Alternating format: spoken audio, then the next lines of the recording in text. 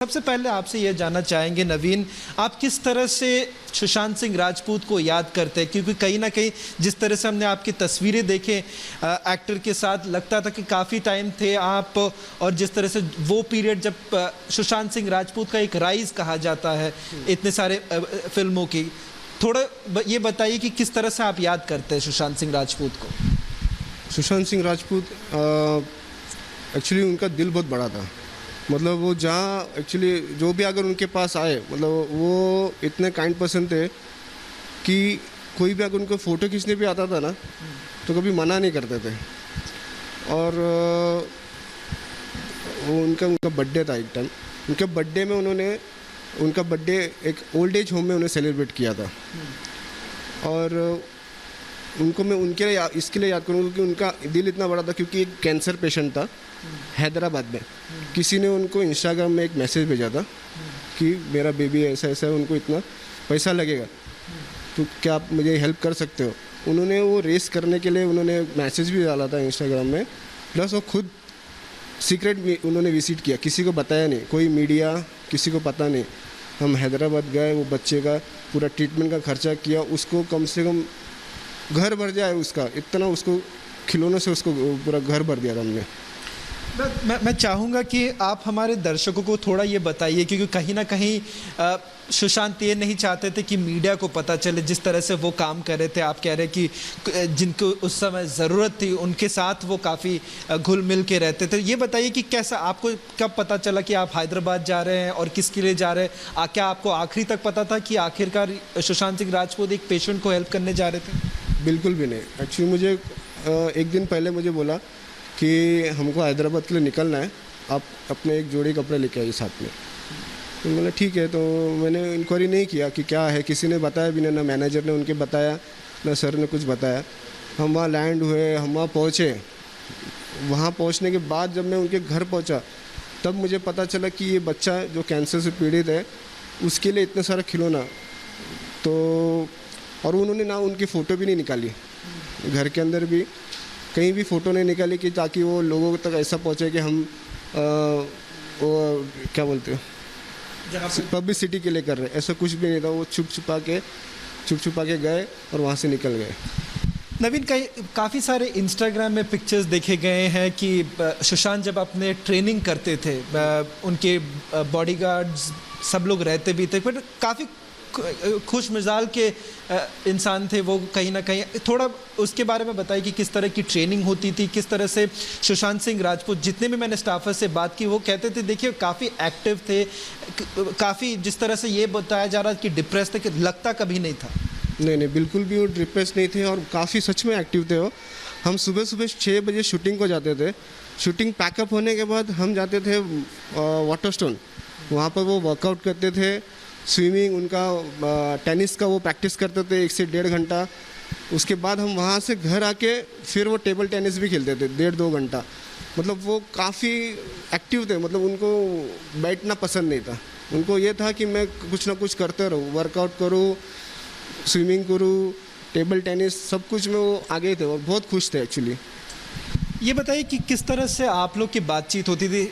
जाहिर है कि ठीक है कि वो काफ़ी एक ऐसे कलाकार थे कि काफ़ी बिजी थे, तो हो सकता है कि इतनी बातचीत ना भी हो, बट आपको कुछ ऐसा याद हो जिससे आप कहेंगे कि आपके लिए एक तरह से मेमोरी, एवर लास्टिंग मेमोरी रहेगा आपके लिए?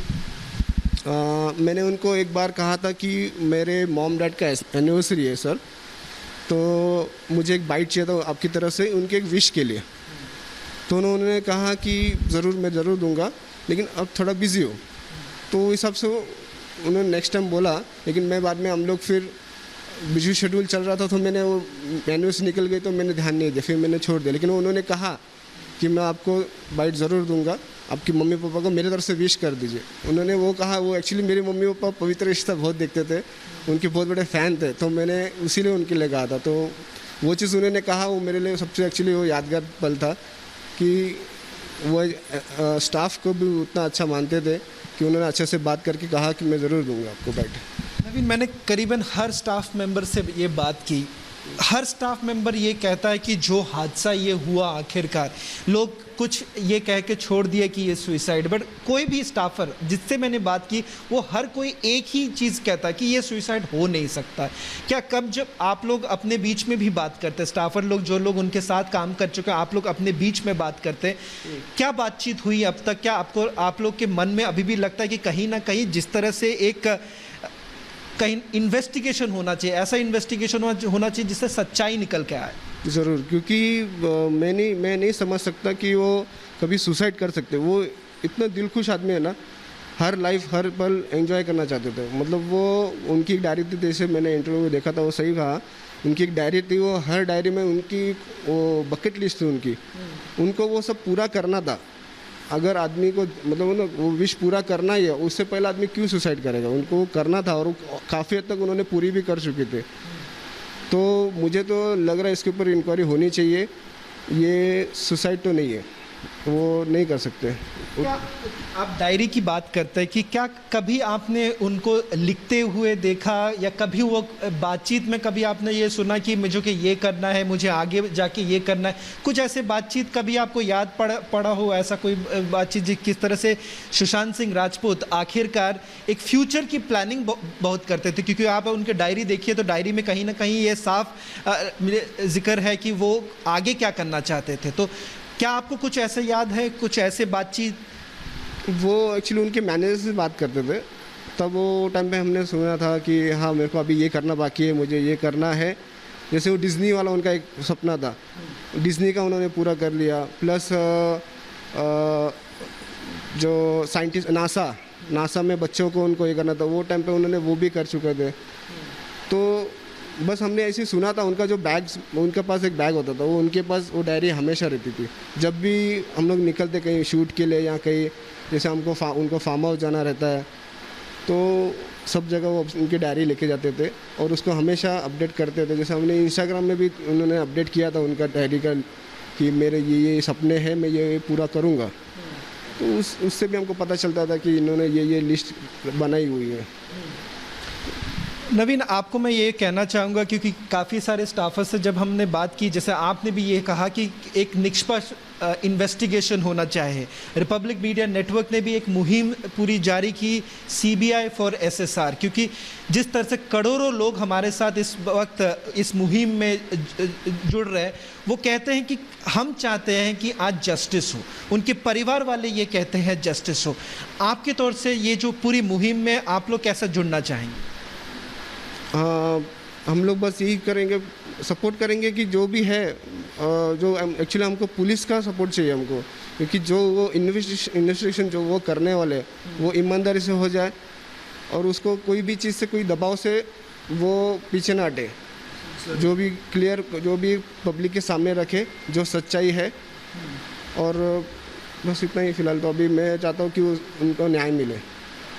आखिरी सवाल नवीन मैं ये करना चाहूँगा कि करीबन 50 दिन के ऊपर हो चुके हैं, बट लोगों के बीच में, आपके दोस्तों के बीच में, आप लोग स्टाफर जिन लोग आप लोग ने काम किया है, आप लोग के बीच में भी बातचीत हुई है, कहीं ना कहीं आप लोग को दुख पहुंचता है कि जिस तरह से इस मामले को दबाने की कोशिश किया गया है, इसके ऊपर निष्पक्ष इन्वेस्टिगेशन नहीं हुआ।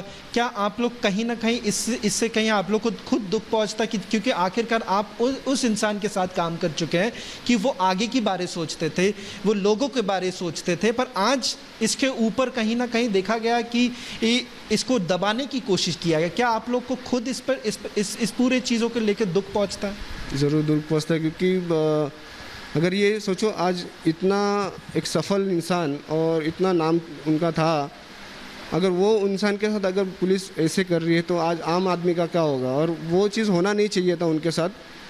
पता नहीं उनको किस चीज़ का, किनका दबाव आ रहा है, लेकिन एक्चुअली ये होना नहीं चाहिए। ये हमको सबको बुरा लग रहा है ये, क्योंकि जो मैंने फ़ोटोज़ देखे थे, जो न्यूज़ देखा, जिस तरह से बॉडी रखी गई थी, जो फ़ोटो सबसे पहले वायरल हुआ था, वो फ़ोटो मीडिया में आने से पहले एक्चुअली फ़ोटो पुलिस वाला क्या होता है, अगर जो सिचुएशन में बॉडी है, उस सिचुएशन में उसका फोटोग्राफर फ़ोटो निकाल लेता है। जैसे अभी हैंग बॉडी है, उन्होंने कहा फांसी ली है, फांसी का कोई फ़ोटो अभी तक आया नहीं है। बॉडी ऐसी पड़ी है जो कि जो उनकी ज़बान बाहर नहीं निकली है। ना ही उनकी आंखें बाहर निकली है, और जो पट्टा है वो भी अलग है, जो यहाँ तक है, जो भी आँखी आदमी फांसी लेता तो यहाँ से उनका ये होना चाहिए था, लेकिन वो भी कुछ है नहीं। और वो प्लस वो एविडेंस एक carry black normal polythene bag में लेके जा रहे हैं, जो कि वो बोलते प्रोफेशनल नहीं है वो। तो वो चीज़ है जो वहाँ से लापरवाही भी बहुत हुई है, और ये ऐसा होना नहीं चाहिए था। ये जो इतने बड़े सेलिब्रिटी के साथ हो गया, जो लाखों उनके फैंस है, उनके लिए तो बहुत दुखद बात है, और हमको बुरा तो लग रहा है कि ये नहीं होना चाहिए था, किसी के साथ नहीं होना चाहिए था, और इनके साथ तो बिल्कुल भी नहीं होना चाहिए था।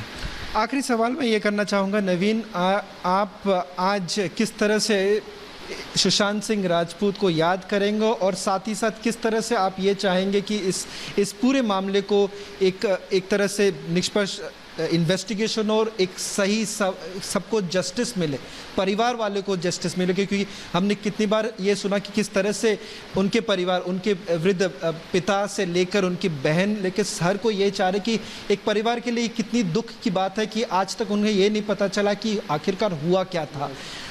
आप इस मुहिम से क्या कहना चाहेंगे परिवार वालों को और बाकी लोग जो आपकी आज ये इंटरव्यू देख रहे हैं? मैं उनके परिवार से कहूँगा कि आपके लिए कि आपको न्याय ज़रूर मिलेगा, हम सब आपके साथ हैं। हम कोशिश करते हैं कि बस पुलिस अपने काम पूरी ईमानदारी से करे, और जो हमने अभी हमारा जो चहेता जो एक्टर है वो हमने खो दिया है, वो हमें वापस तो नहीं मिल सकता, लेकिन जो है हमें न्याय ज़रूर मिलना चाहिए हमारे एक्टर के लिए। तो मैं गुजारिश करता हूँ कि उनके ऊपर जो भी है, जो इन्वेस्टिगेशन कर रहे हैं, प्लीज़ ईमानदारी से करिए और उनको न्याय दिए बस। धन्यवाद।